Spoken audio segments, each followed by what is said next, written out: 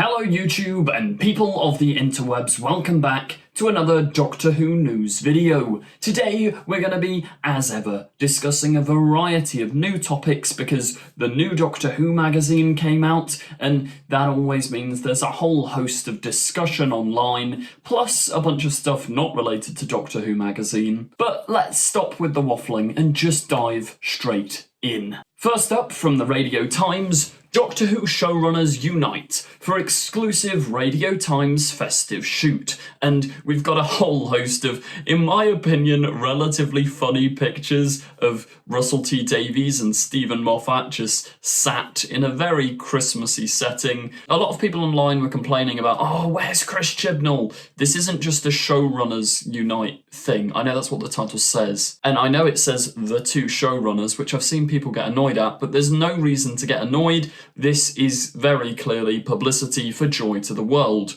Russell's the current showrunner, Stephen's the man writing Joy to the World, the episode that'll air this Christmas. So it's just a fun little bit of promo for that. There's no anti-Chris Chibnall agenda here. I'd also like to highlight this little excerpt from Doctor Who magazine where Russell is complaining about having to do this photo shoot and saying that they look like the most miserable gay couple. And I can't lie, Russell, I see it. Joy to the World was also confirmed to be airing on Christmas. It's not going, thank goodness, it is not going to be put on iPlayer at midnight on Christmas Day. They are waiting to release it on both Disney Plus and everywhere internationally at 5:15. That's UK time. And I'm here for it. That's good. There's so much good Christmas TV, like in England at least. You've got new Wallace and Gromit, new Outnumbered, new Gavin and Stacey, new Doctor Who. I've probably missed something there, but I mean, what more do you need? Anyway, on to probably the biggest thing of discussion in this video. I mean, Doctor Who fans always wonder and talk about whether Doctors will return to the role. Recently we had David Tennant, who is probably the most popular Doctor, I'd say of all time, but I don't know whether Tom Baker is still winning in that category. Let me know in the comments, who do you think the most popular Doctor of all time is? Not your personal favourite, but just of all time. Because I'd argue it's possibly David Tennant. Anyway, point being, Tennant came back this time last year to play the 14th Doctor, and you've always got your multi-stories. Tennant came back for Day of the Doctor, so who knows? Doctor Who's next anniversary special, could we see other Doctors return? Now, a Doctor who's been very adamantly against returning is Peter Capaldi, and he's recently spoken on the matter to Hello magazine. Have his opinions changed? Is he possibly going to return? Let's give it a read. Peter Capaldi was incredibly popular as the 12th incarnation of the Doctor in Doctor Who, but despite his popularity, the actor has revealed how that part of his life is behind him.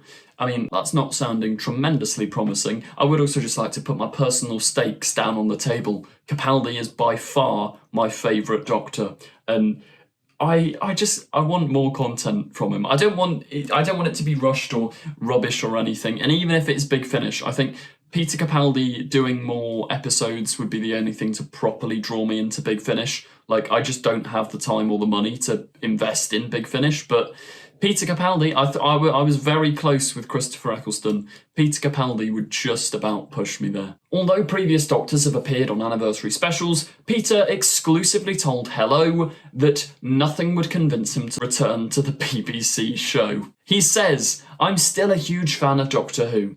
It's not that I have anything against it, but there comes a time when you have to leave things alone." This is very in keeping with stuff Capaldi has said before, where he talks about, like, he's never rewatched the classic series, despite absolutely loving it as a kid. I mean, he was such a super fan. He wrote letters to them. He got published in Doctor Who magazine. He went to the set to meet, like, Elizabeth Sladen and John Pertwee. Like, he was a proper fan. But he's never rewatched Classic Who because he's like, it will spoil the memory. And he also talks about playing the Doctor as, like, back in the classic series, you'd see the Doctor, then you'd never see them again because you didn't have repeats, you didn't have iPlayer, you didn't have DVDs. They were there in that moment, you loved it, and they were gone. And he kind of likes that idea. And he's talked about, like, oh, the Doctors are all off in space doing whatever, which I suppose that's kind of canon now that we've got the Tales of the TARDIS stuff going on. Anyway, back to the article. Capaldi says, I can't imagine the situation in which I'd be able to go back into it with enough influence over how it was going to be. So he is saying no, but in a roundabout way, he's also saying if he had more creative control, maybe. Obviously, I don't want to speculate, but a lot of people, especially at the time as well, they talked about how maybe the BBC didn't treat Capaldi in that era as well as they should have done, and maybe Capaldi is still a little bit upset or annoyed. I mean, it wouldn't be the first time. Christopher Eccleston, like, how many times... Like, he's made his thoughts and opinions very vocal on Doctor Who and how he felt he was treated in 2005. And I mean, one thing that did stand out to me, I remember listening to it live on the radio.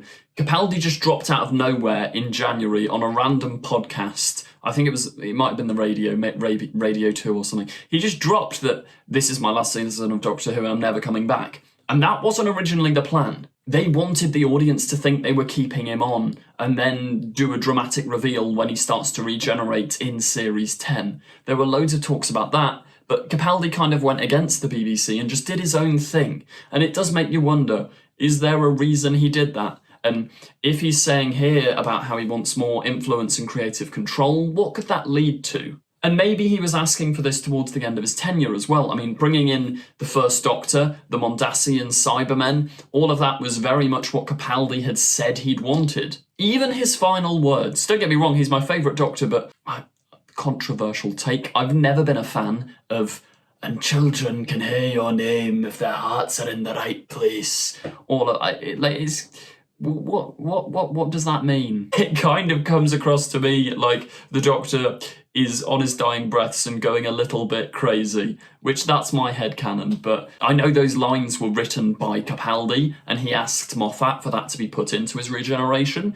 That's not to say it's terrible, but I personally don't like those lines. Anyway, yeah, he talks a little bit more about Doctor Who in this article, but I think, yeah, the conclusion is not now, but Big Finish... they'd probably allow him a little bit more creative freedom, maybe a bit more control. I wouldn't be surprised. I think within the next 20 years, we'll see something new of Capaldi as the Doctor. Maybe not on TV, but he is still being the Doctor in real life. I mean, this isn't related to the story, but it's just a really nice thing Capaldi did. For Rays of Sunshine, Peter Capaldi actually went to the Doctor Who escape room with 17-year-old Alfie and gifted him some scripts from his time as the Doctor. So Capaldi's still a lovely man, and I think, as he says in that interview, he still holds Doctor Who very dearly to him, but as for his return in the main show, who knows? I'm going to guess he'll return in some capacity, possibly Big Finish or something,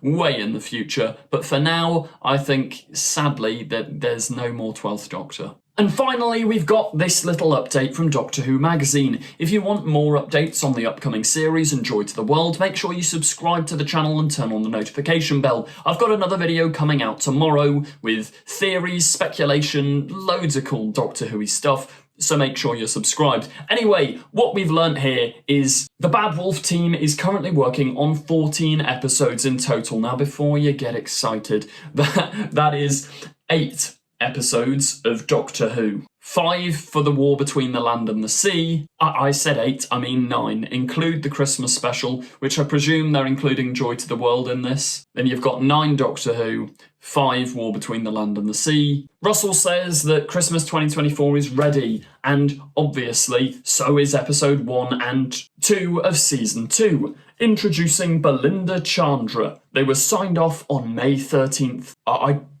almost just said May 13th of October.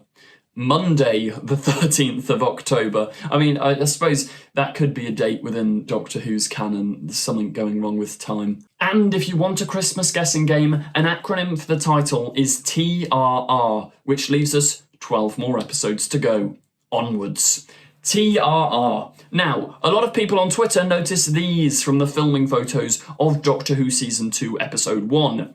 Red robots. The Red Robots, or The Red Robot.